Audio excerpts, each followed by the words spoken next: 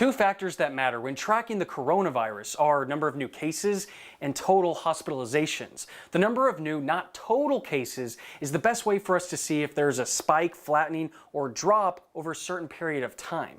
The number of people in the hospital is key to opening back up, as we need to make sure the hospitals can handle how many beds are taken up because of this virus. Let's first look at the number of hospitalizations for two North Texas counties.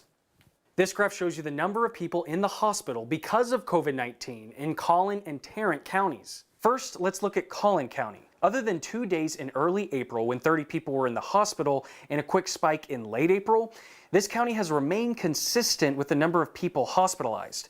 Tarrant County is a different story. Starting in mid-April, you can see this number progressively going up, which includes 34 new patients in the hospital today.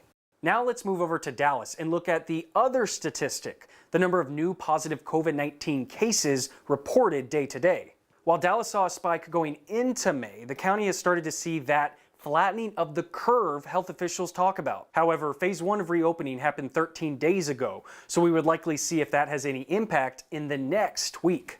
Lastly, these are Denton County's new cases day to day. That dotted line you see, it's a 14-day moving average. The county hit 40 cases on March 26th and 54 cases on March 28th.